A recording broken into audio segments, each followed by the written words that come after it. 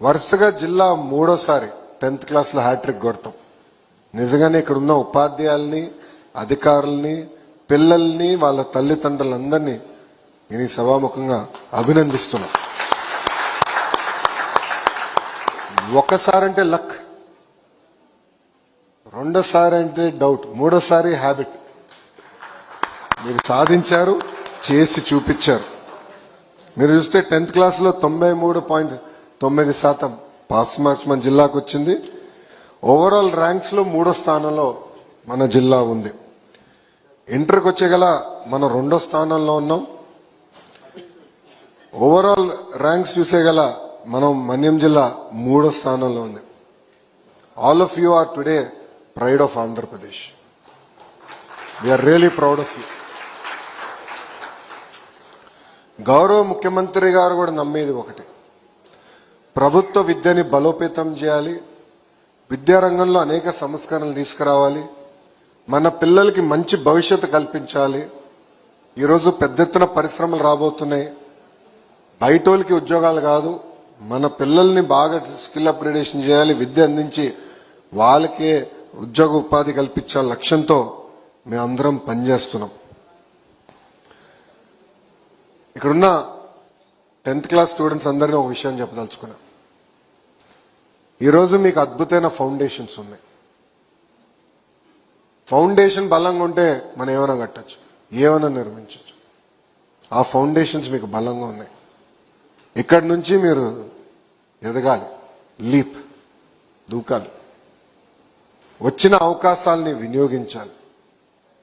మీతో ప్రభుత్వం ఉంది, మీకు అండగా నిలబడతాం. బాగా చదవాలని ఇక్కడున్న 10th క్లాస్ స్టూడెంట్స్ అందరినీ నేను కోరుతున్నా. ఇంకా 12th క్లాస్ స్టూడెంట్స్కి వచ్చేగల పరీక్ష ఇప్పుడే మొదలవుతుంది. ఆ పరీక్ష పేరే జీవితం. దేవుడు మనందరికీ ఒక్కొక్కరికి ఒక రకమైన పరీక్ష పెడతారు. మన కుటుంబానికి ఒక పరీక్ష పెడతారు. కానీ ఆ పరీక్ష జయించే శక్తి కూడా మనకి దేవుడు ఇస్తారు.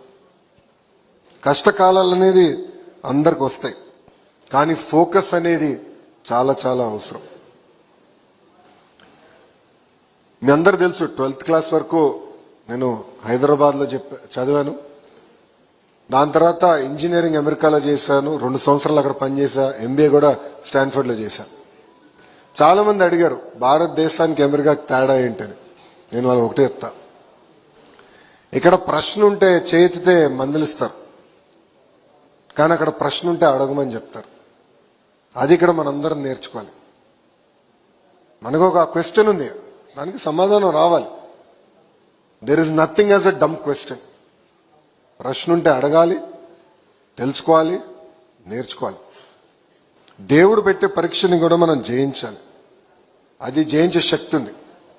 అది సాధించాలంటే డిసిప్లిన్ ఉండాలి, రెసిలియన్స్ ఉండాలి, ఫోకస్ ఉండాలి. ఈరోజు గౌరవ ముఖ్యమంత్రి గారిని తీసుకోండి, ఆయన వయసు 75 సంవత్సరాలు. ఎక్కడ వయోభారం కంపడదు. ఇక్కడ మేము కూర్చున్న మా అందరికన్నా స్పీడ్గా ఆయన పరిగెడతారు.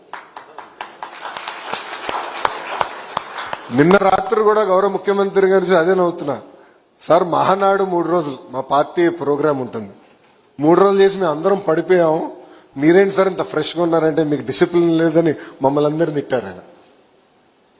డిసిప్లిన్ లేకపోతే మన జీవితంలో ఏం సాధించం. స్టార్టింగ్ ఫ్రమ్ ఏ టైం పడుకుంటాం, ఎన్నింటికి లేస్తాం, డైలీ హ్యాబిట్స్ ఏంటి, ఇది చాలా చాలా అవసరం. మనకు అనిపించవచ్చు అమ్మ నాన్న ఊకే గొడవ పెడుతున్నారు. నన్ను మా అమ్మ బాగా కొట్టేది లేదు, చాలా అల్లరు నేను చిన్నప్పుడు. నేను అనుకున్నాను ఊకే ఎందుకు కొడుతుంది, ఏం పని లేదా అనుకున్నాను. కానీ ఈరోజు నేను ఇంత డిసిప్లిన్ ఉన్నానంటే ఆ కారణం ఆనాడు వేసిన ఫౌండేషన్. అది మీరందరూ దయచేసి గుర్తుపెట్టుకోవాలని మిమ్మల్ని అందరూ కోరుతున్నాం.